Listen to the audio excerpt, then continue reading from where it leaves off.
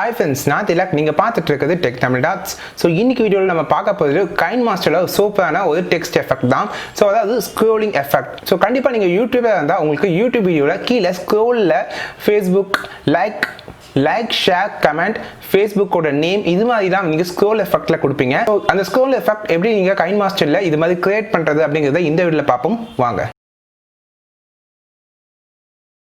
So KineMaster open பண்ணிக்கோங்க. 16:9 அப்படிங்கிற issue வந்து செலக்ட் பண்ணிக்கோங்க. ஸோ செலக்ட் பண்ண பின்னாடி உங்களுக்கு தேவையான வீடியோ வந்து கிளிப் எடுத்துக்கோங்க.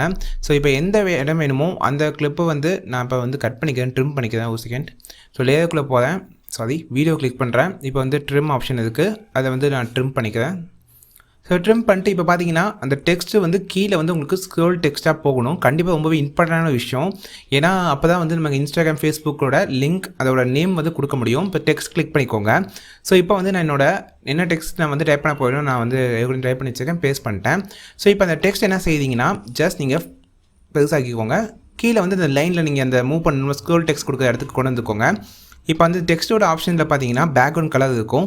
அங்கே இந்த பேக்ரவுண்ட் கலர் எனேபிள் பண்ணிக்கோங்க. ஃபுல் வித் பேக்ரவுண்ட் அதையும் நீங்கள் எனேபிள் பண்ணுங்கள். அப்போ தான் அந்த பிளாக் லைன் இருக்கும் கீழே அந்த ஸ்க்ரோலில் போகிற மாதிரி. ஸோ இப்போ வந்து உங்களுக்கு அந்த இது வந்து எவ்வளோ லென்த் வேணுமோ அதை வந்து ஃபர்ஸ்ட் நீங்கள் ஃபுல்லாக அந்த கடைசிக்கு மூவ் பண்ணிக்கோங்க. மூவ் பண்ணிவிட்டு கீழே இருக்கிறத வந்து எவ்வளோ லென்த் வேணுமோ அந்த லென்த்துக்கு வந்து ஃபுல்லாக நீங்கள் வந்து எக்ஸ்பேண்ட் பண்ணிக்கோங்க. இப்போ பார்த்தீங்கன்னா அந்த கடைசியில் இருக்குது, அங்கேருந்து வந்து இந்த எண்டுக்கு வரணும். ஸோ இப்போ கீ ஃப்ரேம் கிளிக் பண்ணிவிட்டு இந்த சைடில் கீ மாதிரி இருக்குல்ல, அதை கிளிக் பண்ணிவிட்டு இந்த சைடு வந்துட்டு இப்போ கடைசிக்கு வந்துட்டு அதை வந்து ஃபுல்லாக மூவ் பண்ணி இந்த சைடு கொண்டு வந்துட்டு திரும்ப இந்த இடத்துல ஒரு கீ வந்து கிளிக் பண்ணுங்கள். அந்த கீ வந்து ரைட் சைடில் இருக்குல்ல, அந்த டெலிட்க்கு மேலே அந்த கீ வந்து கிளிக் பண்ணி இதுதான் வந்து கீ அப்படின்னு சொல்லுவாங்க, கீ ஃப்ரேம்னு. ஸோ இப்போ வந்து அதை கிளிக் பண்ணிவிட்டு இப்போ நீங்கள் ப்ளே பண்ணி பாருங்கள். சிம்பிள் தான். ஸோ ஈஸியாக பார்த்தீங்கன்னா அந்த கீழே வந்து இந்த லைன் போகுது. இதுதான் கீ ஃப்ரேம். ஸ்டார்டிங்கில் வந்து அந்த சைடில் வச்சு ஒரு கீ ஃப்ரேம், இந்த சைடில் ரைட் சைடில் வச்சு ஒரு கீ ஃப்ரேம் கிளிக் பண்ணிங்கன்னா ஃபுல்லாக முடிஞ்சிருச்சு ஒர்க். ஸோ டேட் மேலே ஆப்ஷன் தான் அந்த கீ ஃப்ரேம். ஸோ அந்த கீ யூஸ் பண்ணி தான் நம்ம இதை பண்ணுறோம். அந்த ரெட் டாட் இருக்கும், அதுதான் அந்த கீ நம்ம வந்து ஃபிக்ஸ் பண்ணதுக்கான அர்த்தம்.